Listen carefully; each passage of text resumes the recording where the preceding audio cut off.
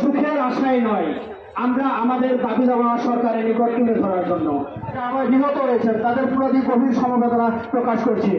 সংগ্রামী বন্ধুগণ, প্রতিনিধিত্ব করবে এটা কোনো সরকারি ভাবে নাই।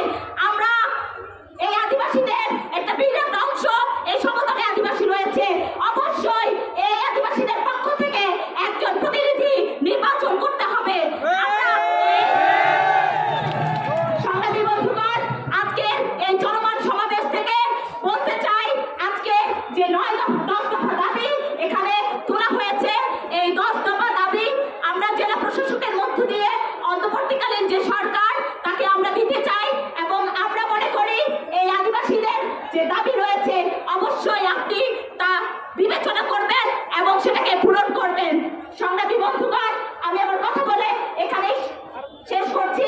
আমাদের সংগ্রামের লড়াই এটা আমরা কিন্তু কখনো লক্ষ্য করি না। আমরা লক্ষ্য করি আদিবাসীদের, যে আদিবাসীরা বাংলাদেশকে সংস্কৃতময় করেছে, যে আদিবাসীরা ধর্মবর্ণের নির্বিশেষে বসবাস করে বাংলাদেশকে একটি বৈচিত্র্যময় রাষ্ট্রে পরিণত করেছে, সেই আদিবাসীদেরকে নিয়ে তামাশা করা হয়। শিক্ষার ক্ষেত্রেও আদিবাসীদেরকে বৈষম্যের শিকার হতে হয়। আমি জোর দাবি জানাচ্ছি, দিনাজপুর জেলা ছাড়াও বাংলাদেশের যেসব জেলা আদিবাসী অধ্যুষিত জেলা, সেই জেলাতে আদিবাসীদের মাতৃভাষায় শিক্ষাদানের ব্যবস্থা করতে হবে।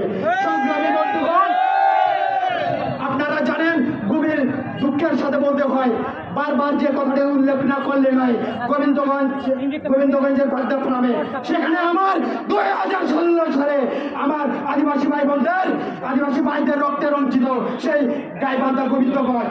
আমি আমার আদিবাসী ভাই বোনদের রক্ত এখনো শুকায়নি সংগ্রামী বন্ধুগণ। এই রক্ত প্রতিটি আদিবাসীর বুকে কিন্তু বয়ে চলেছে। আমি রাষ্ট্রের কাছে প্রশ্ন রাখতে চাই, যেসব জায়গায় আদিবাসীরা, সেসব জায়গায় আদিবাসীদের নিয়ে, আদিবাসীদের ভূমি, আদিবাসীদের জমি নিয়ে তালবা না কেন?